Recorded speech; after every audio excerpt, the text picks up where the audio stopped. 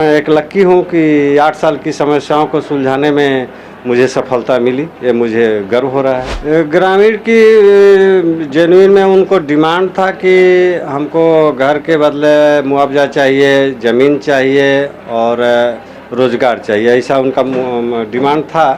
ले हम समझाते रहे कि देखिए आपका घर का जो मुआवजा है वो हम ज़रूर दे देंगे, ज़मीन आपको हम दे नहीं पाएंगे। रोज़गार की जहाँ तक बात है तो केडीएच परियोजना का जब विस्तारीकरण होगा, जो भी रोज़गार यहाँ निकलेगी उसके लिए तो आप ही हैं, आपको हम रोज़गार देंगे। जोहार नमस्कार। खलाड़ी का वो जामुनदोहर गांव जो पिछले 8 सालों से विवाद का कारण बना हुआ था सीसीएल के लिए, आज उसका पटाक्षेप हो गया। 8 सालों से ये विवाद चला आ रहा था कि जामुनदोहर के गांव के निवासी जाएंगे कहाँ, क्या उनको उनका जो विस्थापन के लिए जो उनको मुआवजा मिलना चाहिए वो मिल पाएगा, अगर मिलेगा तो क्या मिलेगा, अगर उन्हें ज़मीन मिलेगी तो कहाँ मिलेगी। इन सारी बातों पे विवाद चल रहा था, मगर आज उसका अंत हो गया है। क्या हुआ, कैसे हुआ, ये सारी जानकारी हम लेंगे। हमारे साथ बात करने के लिए केडीएच परियोजना के परियोजना पदाधिकारी यानी कि पीओ अनिल कुमार सिंह जी हैं। बहुत बहुत स्वागत है एसबीएन न्यूज़ की तरफ से आपका। बहुत बहुत बधाई हो आपको, एक बड़ी उपलब्धि। पिछले लगभग 7 या 8 जो प्रोजेक्ट अफसर रहे जिसे न सुलझा सके उसे आपने सुलझाया, कैसा महसूस कर रहे हैं? बड़ा अच्छा महसूस हो रहा है और इससे मेरे अंदर एक जिज्ञासा जगी कि हमारा केडीएच परियोजना का फिर एक विस्तारीकरण में सहयोग मिल गया और मेरा परियोजना जो है एक अंतिम ऊंचाई तक फिर पुनः प्रयास करके हम लोग उसको पहुंचाएंगे। और इसमें यहाँ का ग्रामीणों को, यहाँ के जनप्रतिनिधि और यहाँ के मीडिया सभी को मैं धन्यवाद देना चाहता हूँ। ये विवाद क्या था और फिर किन बिंदुओं पर सहमति नहीं बन पा रही थी और कैसे आपने इसे सुलझाया, जरा विस्तार से बताएंगे। देखिए यहाँ आए हुए मुझे 1 साल अप्रॉक्स 1 साल हो गया, करीब 11 महीना 15-20 दिन के करीब हुआ है। और यहाँ जिस दिन मैं परियोजना ज्वाइन किया, लोग बोल रहे थे कि आप क्यों जा रहे हो, वहाँ पर उस परियोजना में बहुत समस्याएं हैं, बहुत तरह की दिक्कतें हैं, केडीएच बंद माइन है। लेकिन मेरे अंदर पता नहीं क्यों इतना कॉन्फिडेंस कहाँ से था कि नहीं, जो भी समस्याएं हैं वो सुलझ जाएगी और एक न एक दिन मुझे सफलता मिलेगी।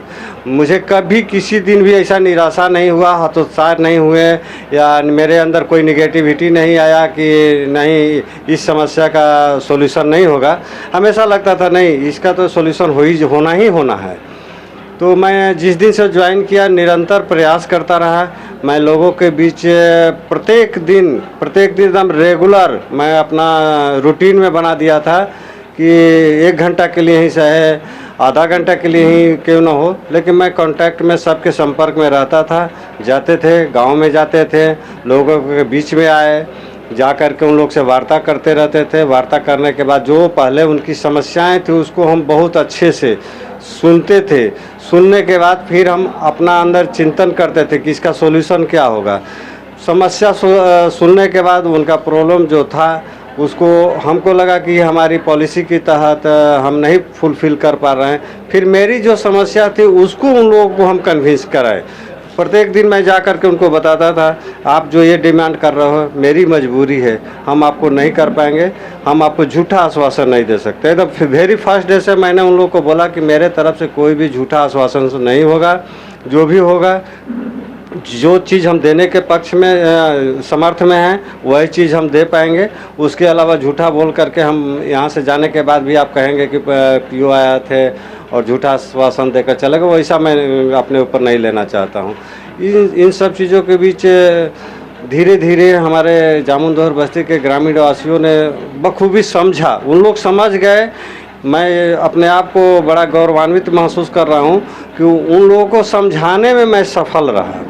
और इसके कहीं ना कहीं मेरे सहयोग के लिए जो जनप्रतिनिधि थे, जो ग्रामीणवासी थे, जो यहाँ के सम्मानित व्यक्ति थे और जो हमारे अंचल के जो अंचल अधिकारी महोदय और थाना इंस्पेक्टर, सबों ने बड़ा ही मैं सहयोग किया, हमको समर्थन भी दिया, साथ भी दिया। और मैं एक लक्की हूँ कि 8 साल की समस्याओं को सुलझाने में मुझे सफलता मिली, ये मुझे गर्व हो रहा है। ग्रामीणों की मांग थी कि उन्हें मुआवजा भी चाहिए, ज़मीन भी चाहिए और रोज़गार भी चाहिए। तो क्या ये तीनों मुद्दों पर बात बन गई? ग्रामीण की जेनुइन में उनको डिमांड था कि हमको घर के बदले मुआवजा चाहिए, ज़मीन चाहिए और रोज़गार चाहिए, ऐसा उनका डिमांड था। ले हम समझाते रहे कि देखिए आपका घर का जो मुआवजा है वो हम ज़रूर दे देंगे, ज़मीन आपको हम दे नहीं पाएंगे। रोज़गार की जहाँ तक बात है तो केडीएस परियोजना का जब विस्तारीकरण होगा, जो भी रोज़गार यहाँ निकलेगी उसके लिए तो आप ही हैं, आपको हम रोज़गार देंगे, लेकिन ज़मीन हम नहीं दे पाएंगे। इसके लिए हमने निरंतर सीओ साहब से संपर्क में रहें, फिर डीसी साहब से भी हम लोग बात करते रहें और उन लोगों को भी पॉजिटिव कोऑपरेशन मिला और सीओ साहब ने आश्वासन दिया कि जो भी स्टेट गवर्नमेंट की ज़मीन होगी उसमें से हम जो भूमिहीन है केवल उन्हीं को हम ज़मीन निर्गत करेंगे।